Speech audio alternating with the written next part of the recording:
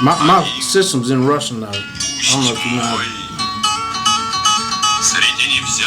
Doesn't it have a nice sound to it? I like it, yeah. Your whole system's in Russian? Yeah.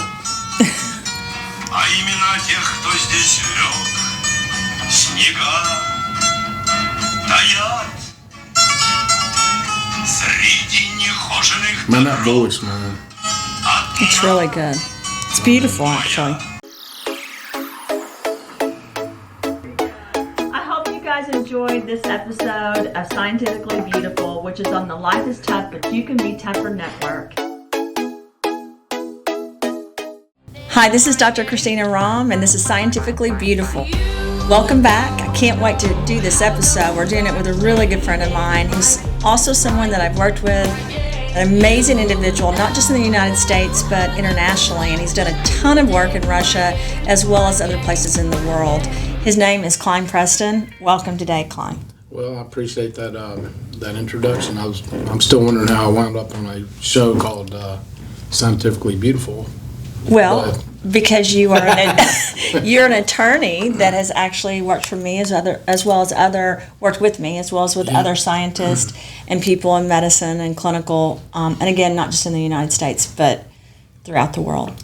That's true. That is true. I'm putting my glasses on so I can be more scientific. You are. You look scientific. Yeah. So Kline has helped me. It's part me. of the uniform. That's right. The scientific. Kline's helped me a lot because when you're a scientist that does patents or science or medicine or healthcare, a lot of times you're under critical attack. People will criticize the patents or the trade secrets or what you're doing. And so he has represented me in multiple areas and is also an amazing person in business, not just, like I said, in the United States, but in Russia. So today I wanted to talk more about Kline and less about me because he's a fascinating person. I remember when I first met Kline and I was sitting there thinking I could talk to him for hours. Wow, this person is larger than life. And I sat there and I was thinking, who does he remind me of? And I realized of no one. He's just himself, and he's truly himself. So I'm really excited today that people get to see you. Well, I appreciate the introduction. And I wanted... now for the letdown. No. No. But the broadcast that's showing this, the network, is called Life is Tough, but You Can Be Tougher. So today, we are going to talk a little bit about Russia and what you've done in Russia, but I wanted to start with a little bit about you and whatever you want to talk about yourself and what's made you who you are today. And then also, I would love for you to mention one or two things that were tough in your life and how you got through those and still were able to get up in the morning and get through things, because one of the reasons we're doing this broadcast is not just about science, but how people can overcome things and be who they are, because most leaders have had to go through a lot of tough things in life. Yeah, I agree with that. I would say probably one of the biggest or the toughest things in my life was when I was younger, and I was always athletic and played sports and, into college.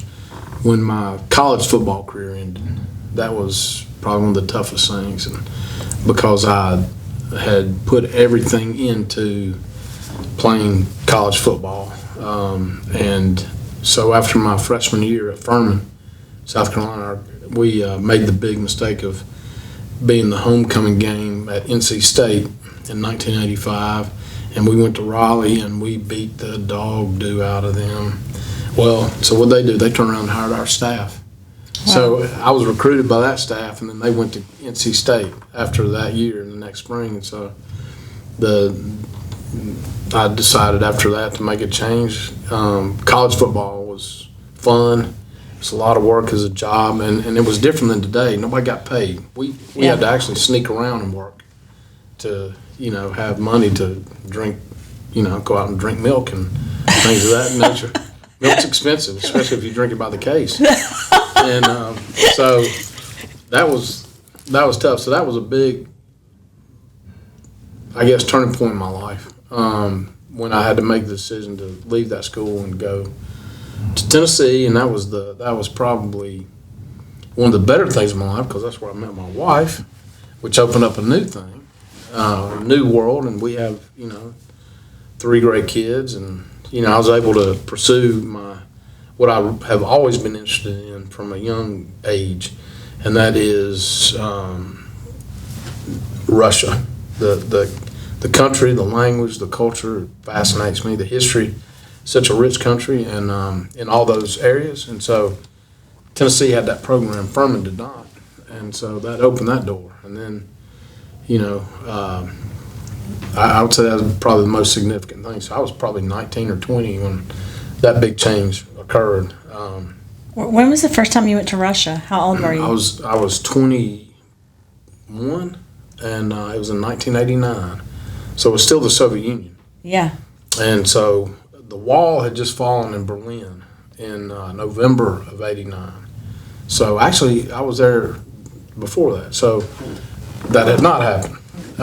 It was months to come, but not long after. And the Soviet Union dissolved on December 31st of '91. And so, it was just a couple of years. Yeah. And it was gone. And that was such an unforeseeable thing for me. Having gone to school there, it was you may not be as old as I am, but I think I actually almost am. but you don't look. Well, I don't know about that, but when I was a kid, the big enemy, the big threat was nuclear. I remember. Nuclear threat from Russia. From Russia. I remember watching it on the television and actually being nervous because it was such a big deal on television. And It was. I've been to Russia like you have many times, not nearly as much as you, but it was completely different than what I experienced. So I'd love to hear, and I know the audience would love to hear what it was like when you first went and what it's like now and your experience with it. By the way, were you, not to get off topic, but were you nervous about Russia or no? No. I mean, I wasn't scared of it or anything. I was just excited to have the opportunity to go. The real tough thing was it was so different than the United States in that there was a lot of structure. I remember getting off the plane, and of course I'd had 3 calendar years of Russian before I went there. And I remember getting off the plane, and I didn't understand anything.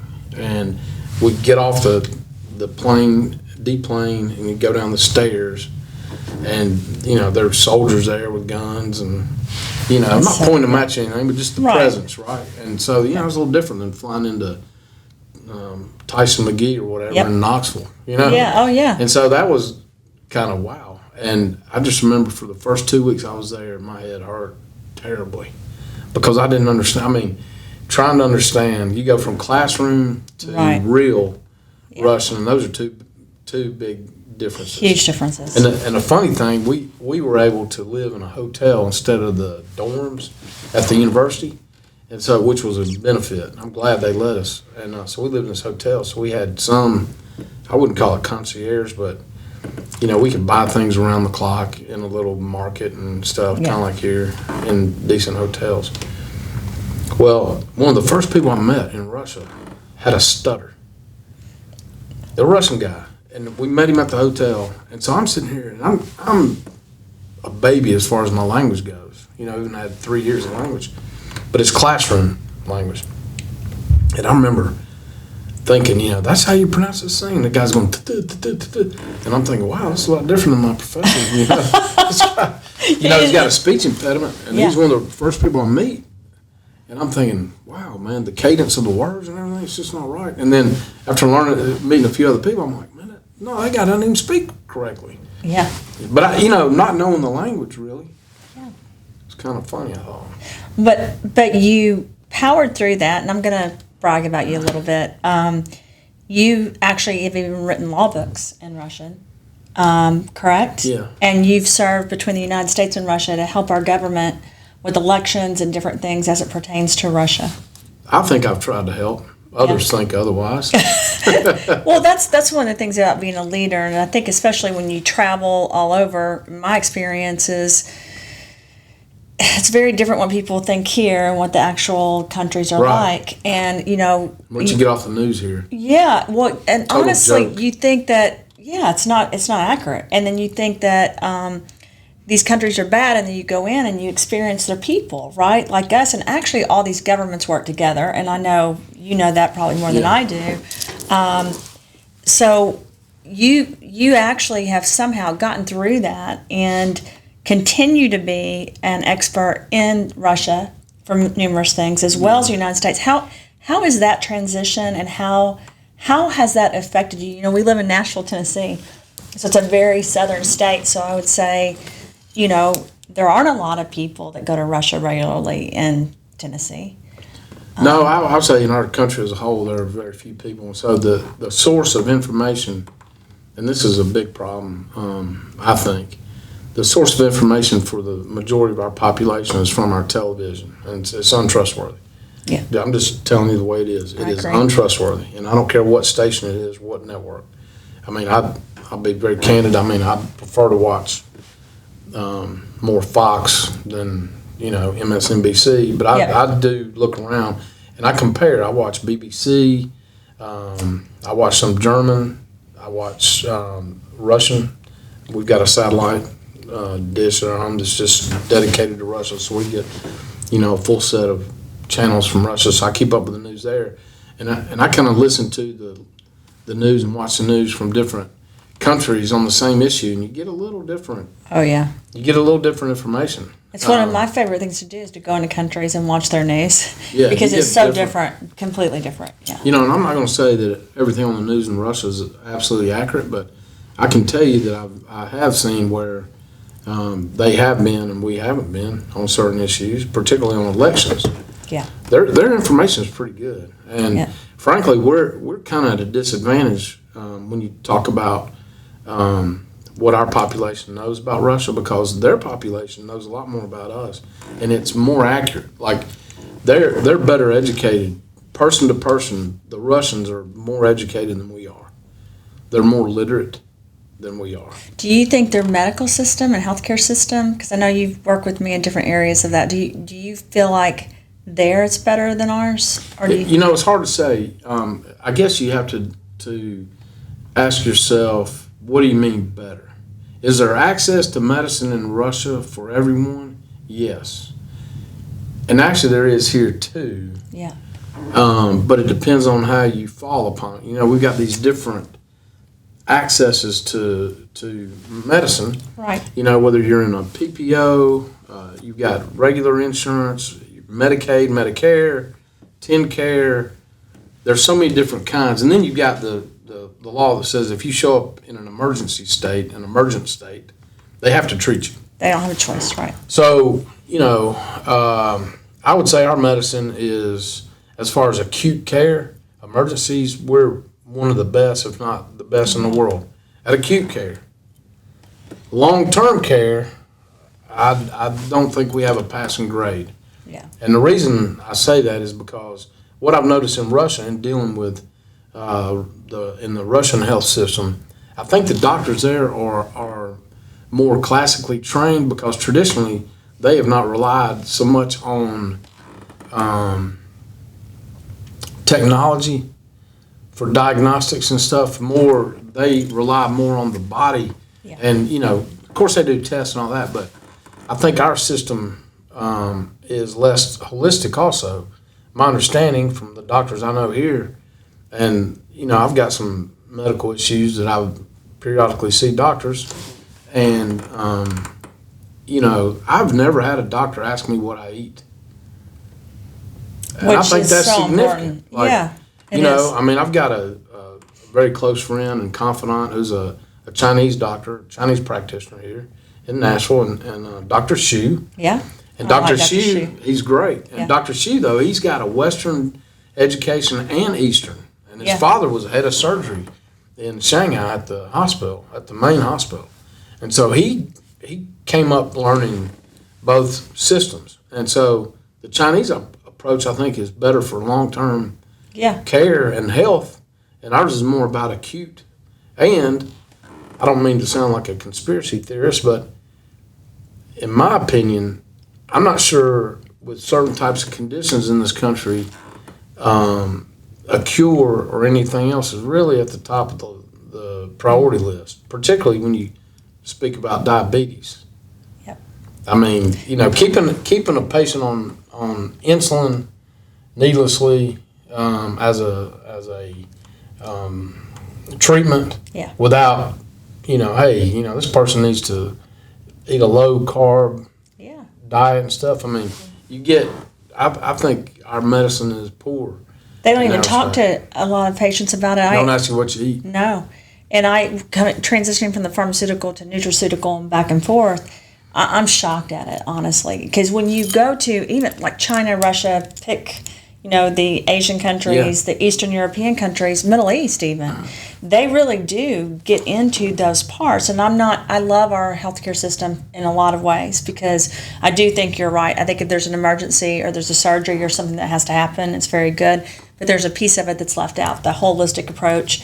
Unless you go to a functional medicine doctor or someone who studied, like in China, Russia, or different countries, or here to really do that, they're not learning that in medical school.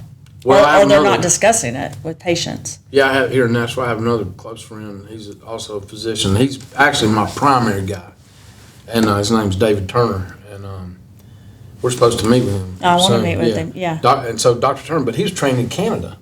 Yeah. And see, he's a holistic guy. Yeah. He looks at the whole animal. Yeah.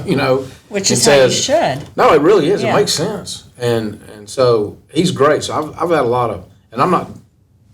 There's some fine doctors and surgeons in this town. Oh, absolutely. But as far as overall care, I think there are other parts of the world that may have a little better approach. And Russia's one of them. But I'll also say scientifically, Russia's been at the forefront of a lot of different types of medical breakthroughs. For instance, we see this laser eye surgery and stuff. Well, that was invented in Russia. So I think one of the things I respect about you is because you've traveled and been exposed to things, you've had controversy, but you've stood up and you've been tough and you've still kept your opinion and still kept your voice. And one of the things I think we're lacking lately, and I've seen more and more of it, is people unwilling to take their own lives into their own hands, their own opinions into their own hands. Yeah. And instead, they're reliant on someone that's on television that may have a hidden agenda or may have some other reason that they're saying that.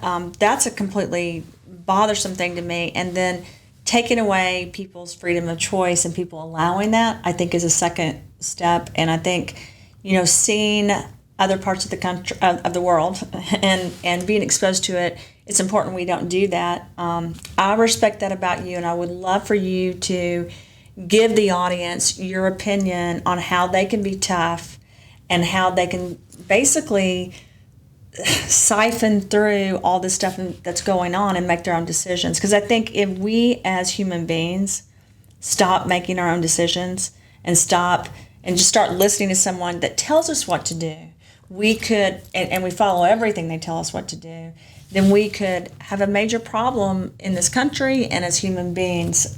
It's really important, and I would love for you to share your philosophy. I know I just said a lot, but share your philosophy and give advice on how important it is to not just listen to the news, Kline, or not just listen to one doctor and do what they say. Well, I think a lot of it has to do with self-responsibility and self-respect. And so, that's one of the things I don't think we read enough in our country. And so, it starts with educating yourself. But even before that, and I know this isn't supposed to be a religious broadcast, but if you, and I think this is very important, I think a lot of the strength that people can have as far as improving their lives and improving the country is based in the faith. And so, if someone is grounded and they have a good relationship with the Lord and they think about what they can do within His plan and they just follow that, I think that's a big part of it. And along with that, people will be given strength and fortitude to move forward. The other thing I'd have to say is I think you have to take charge of your own life. And that means in a lot of different areas. And so even when you're in the healthcare system, Yep. you have to be aware. You know, if something doesn't feel right about what you're getting told or being told or what, I mean, you need to follow up on that. And so you almost have to be your own advocate, always. I was thinking about you the other day, and I was thinking, I wonder how Kline is able to always. Well, you're always happy. You're always strong. I know there's days I'm sure you're not, but you're always this strong figure in my life, and I think so many other people. And I do know it's your faith. You had a father that was a minister. For me, is a minister. And, 82 years old. And for me, I think that's been my foundation, being raised in that environment. Yeah. You know, I was downstairs at the table at 6 o'clock every morning with my mom for us to read Yeah. a Bible study. And everyone has different faith. I understand that. But that for me has been my rock and my strength. And that helps me have a voice. But I think, you know, a long time ago when you were explaining the legal system to me, because I was saying this isn't fair, why is this happening? And you said it's not about being fair. You have to be willing to step up, hire the right attorney, and fight the fight to get to where you're trying to do the right thing. So I'm sure you've seen a lot of legal cases which are part of politics, right? Where the good person didn't always win. But so you know that just because one person who's a judge or one person who's a lawyer says one thing doesn't mean they're saying the right thing. And I know that about doctors because I'm a scientist that's worked in the pharmaceutical and nutraceutical space, and I want the audience to know that just because a doctor went to a Johns Hopkins or a Harvard or a University of Tennessee, that's one doctor's opinion who hasn't been exposed to 50 countries or 100 countries or educated in different countries. So Right. it's just one opinion. Right? I agree with And you. I think the audience needs to know that because so many people have lived a comfortable life, right? And Well, I think that's one of the downsides to our country because, you know, with the comforts that we have. yeah, I mean, one of the things that I think our population is lacking is perspective. You know, I you've agree traveled, with you. you've been to so many countries. When you leave here, you go someplace and there are people that live like it's almost like not real what little they have. And whereas here, our poor people have cell phones and cable TV. I mean, except for, you know, we have our homeless and stuff, but that's a complex issue that involves mental illness and some other things. But the resources are here for everybody. Unless you Oh, try, yeah, absolutely. you almost, unless you're totally disabled and nobody can bring you food, you have to try to starve in this country. I agree. When people say we don't take care of our homeless, I want to say, because I was in the mental health system as a psychologist, Yeah. right? I want to say, well, some of that's mental health issues because the system's actually set up to help everyone. But I do think, and a lot of times it's a choice or they're not reaching out to resources, but I do think comfort and not being able to go out and experience these different countries is a hindrance to the United is. States It's sometimes. a negative. Well, in It's a Europe, because they're negative. traveling everywhere, right? So they have perspective and stuff, They and I do. think our people who are out marching and raising hell and about, you know, how bad it is here, you know, that they have a house Yeah. or apartment and a vehicle and this and that, and so, you know, our poor are rich compared to most of the world, Oh, absolutely. and Absolutely. you know, it's in a way it's a bad thing that we have this success. Yeah. You know, because it makes us less sharp, I think. It makes Yeah. us softer. Well, and I think that for some reason we think, I think for some reason we think our country knows more than any other country and that we're always Yeah. right. I was on the phone with this project that we're going to be involved in Cyprus. And of course, there's a lot of people involved that I will be talking to next Thursday that are Russian. And because I don't know if I'm sure you know this, Cyprus is composed of a lot of people from a lot of countries, very Right. wealthy people. And they asked me today, and Dr. Dory was on the phone, if we had the legal group that could handle a lot of this. And I said, absolutely. And I mentioned you. And they said, how will he be working in different countries? You know, because there's some Eastern European, Europe countries involved. I said, he will be absolutely fine. And they made a comment that a lot of Americans don't want to go to Turkey or don't want to go to Cyprus or don't want to go to Russia. And I said, no, that's not Kline. And I said, it's ironic because in Europe, everyone wants to go to Turkey, for example, for vacation. Or Right, go. right. Did you The know Russians, that? oh, I mean, yeah. they love to go. Or Dubai, right? Right. But there's a lot of people in the United States, and I think it's just a lack of knowledge and a comfort, but I think it's not healthy for us, and I think we No, have it's to... not. But our schools don't, promote, in my view, real education. No. And so, we're a very myopic nation culturally, and I think, it doesn't bode well for us because when you compare, a high school graduate in the United States from Germany, there's no comparison. No. Or many of these countries. I mean, the Chinese are whipping us in education, and that's why they've got 500,000 students here. Oh yeah, and they're traveling all over. I mean, they're going everywhere. Yeah. And I know that, Kline, when I met you, I thought finally there's an attorney I can talk to because you need someone with a global perspective if you're going to do global healthcare and wellness, right? No, you do. I mean. And because otherwise there's just no understanding, and the perspective you bring to the United States because of what you've done and to the legal system, I think is phenomenal, and I'm very thankful that I've had the opportunity to work with you. I don't want you to work with anyone else because then we won't have time to work together. So no one can contact Kline after that. You're I'm such teasing. a great friend, and it's been really wonderful working with you. I love working with you, and I love working with this wife, by the way. Tiffany works with us on our global perspective with the International Science Nutrition Society and Root and this other project that we're getting into. So, and then Kline and I have a few things that we're thinking of doing, hopefully in Russia. It's been hard to have things locked down, and so I'm hoping they Well, can right. soon. I mean, it's still pretty much closed, and they're not processing visas either way, going there or coming here. You have any that's idea gonna when shut that'll down. open? They say any day. Yeah. But any day becomes months. Yeah. How is I saw a report on just a couple more things on the COVID, and like I said, I was on the phone with someone from Russia a week ago. I don't think Russia's growing as much with the the Delta variant with COVID. They don't have as many cases, do they? I've heard different stories. I mean, I watch the Russian news, and it doesn't seem to be catastrophic. The people that work with me in Russia, I mean, they're doing their work without any hindrances and without masks. Come and go. Do what they want. But, some of the news that I hear about the Delta variant in Russia is Western. Yeah. So I don't know I don't know that that's accurate. I know that, the people that I know over there that are working, and they're fine. They've gotten the shots, and, some haven't. And they've gotten COVID, and they were sick for a few days and moved on. And they're not criticizing the ones that aren't getting it there. No, I mean, some people proudly on their Facebook thing put, I've been vaccinated, little symbols,